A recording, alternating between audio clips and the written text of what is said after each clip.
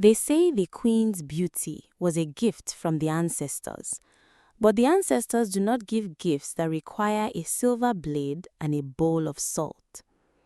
Queen Zola had the kingdom.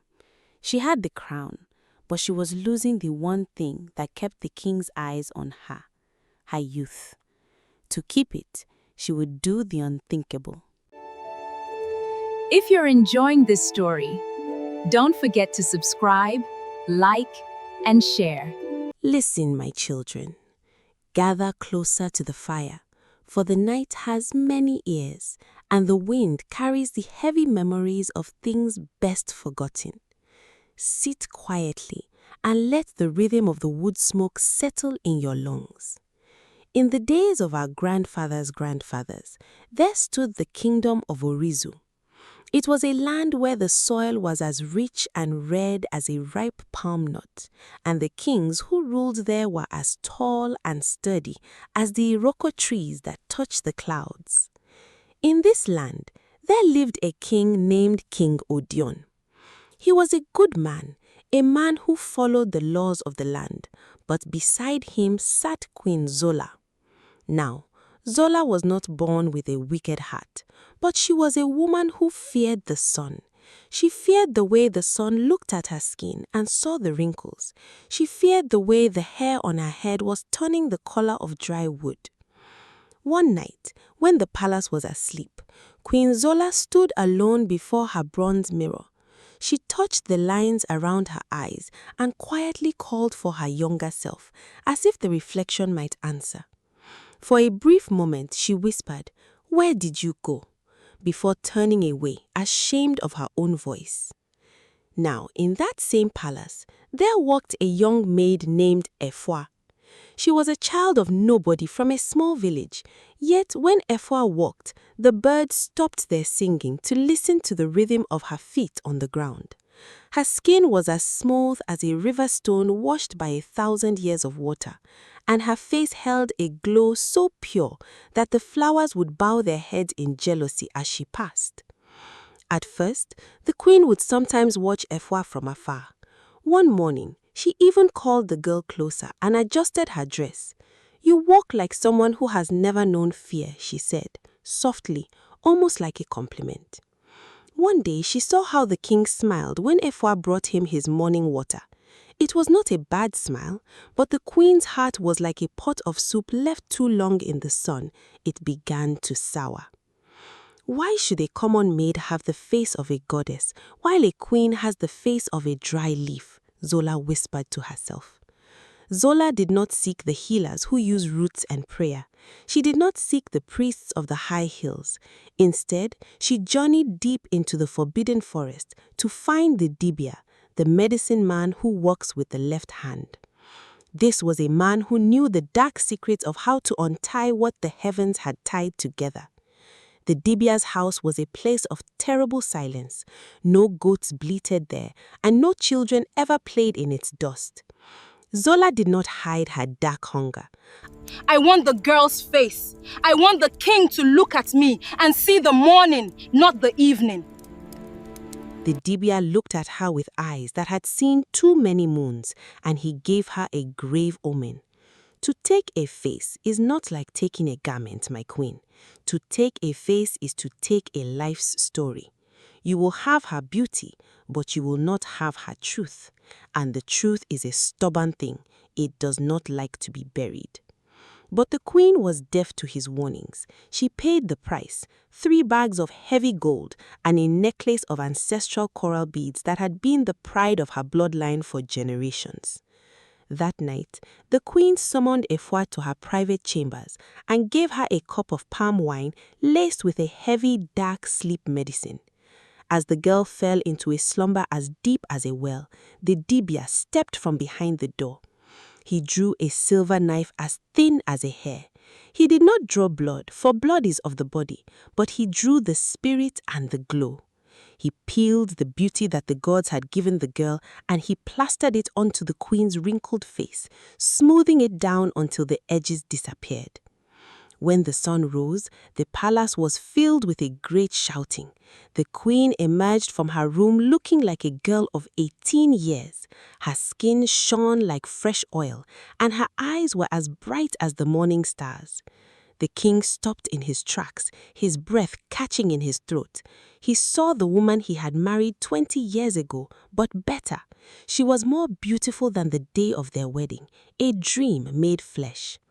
The queen spoke softly, her voice sweet and persuasive, explaining that the Dibia was a healer who had seen her sorrow and given her a gift. She asked gently if the king did not like what he saw. Odion walked towards her, his hand reaching out to touch her cheek. His fingers brushed the skin. It was soft, warm, and perfect. But as he looked into her eyes, he felt a strange, nagging pulse in his temples. Meanwhile, in the kitchen, there was only horror. Efua awoke and tried to scream, but no sound came. When she reached for her face, she felt only a flat, dark surface of skin. Her mouth was gone, her nose was gone. She only had her eyes and a smoothness where her beauty used to be. The queen, fearing the truth, told the guards, "This girl is cursed. She has caught a sickness of the spirits. Wrap her head in a heavy sack and make her walk in the darkness of the kitchens. If she shows her face to anyone, she must be killed." And so, the beautiful girl became a ghost in her own home. She wore a heavy cloth over her head. She could not speak for she had no mouth. She could only hum deep in her chest, a low vibration that sounded like a trapped bird. Then came the time of the House of Glass. The palace looked beautiful from the outside, but inside, everyone walked on sharp edges. Zola's external beauty masked a rot that grew deeper every day. Her voice, once regal, now sounded like glass breaking whenever she spoke. She ordered servants whipped for the smallest mistakes and took the grain meant for the starving and threw it to the palace dogs. When the king asked why her heart had hardened, she laughed a cold laugh. The people are grass, my king. We are the fire. Why should we care if the grass burns? The land of Orizu knew the corruption before the king did. The rain stopped falling, and the red soil turned to dust. The milk in the kitchen turned sour the moment it was drawn, and calves were born with 2 heads. The queen's face became a beautiful lie that never softened with kindness, and she was forced to return to the Dibia again and again, using salt and blood to pin the stolen beauty to her soul. For the skin would bubble if she grew angry and peel if she cried. But the king began to notice the sound. Every time the queen told a lie, a low would vibrate through the ground. It was the heartbeat of truth rising from the kitchen. King Odion realized then that beauty is like the skin of a snake. It can be bright and colorful, but inside, the snake remains a snake. One afternoon, the king followed that sad song down into the smoky dark of the kitchens. He found the figure in the burlap sack. The guards tried to turn him away, but the king saw with his heart what his eyes had missed. He reached out, and the veiled girl took his hand, a hand that still smelled of the lilies she used to tend.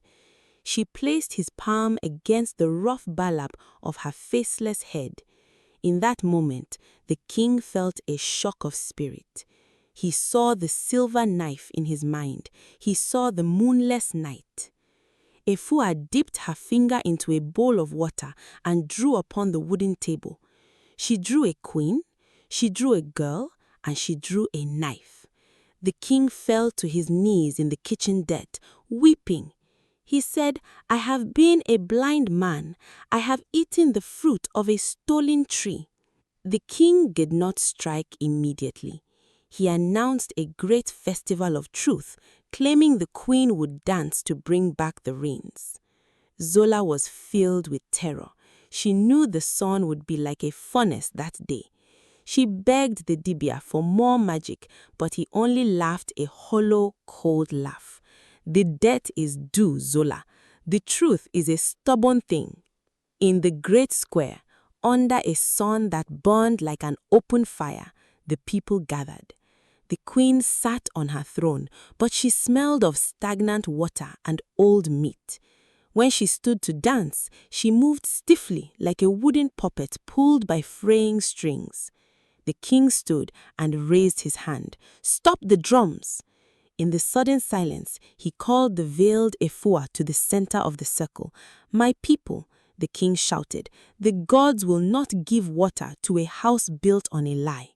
Zola, if this face is yours, touch this girl.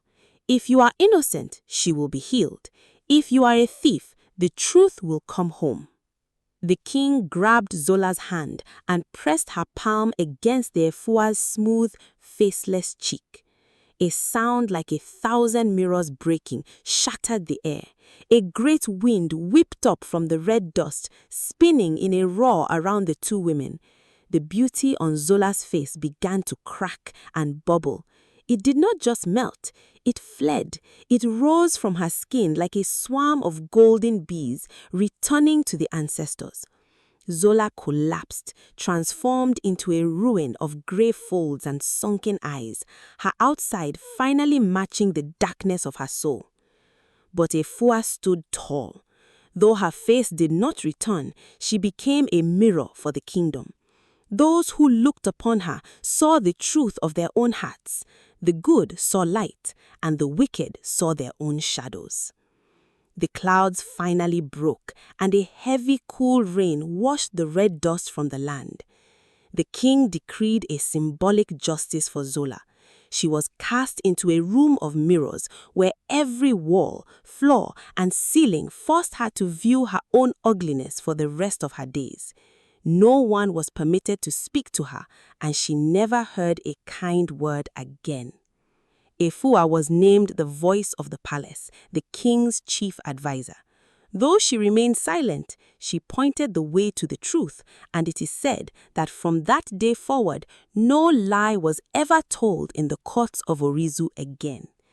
Now, my children, the fire is low, and it is time for the lesson of the land. Take these proverbs with you to your mats. In the end, we all wear masks. Some are made of silk, and some are made of skin. But remember this, time is a persistent creditor. It will always come to collect what you have stolen, and when the mask finally falls, only the truth will remain to keep you company in the dark. If you could trade 10 years of your life for perfect beauty, would you do it? Or is the cost of the mask too high? Let us know in the comments below.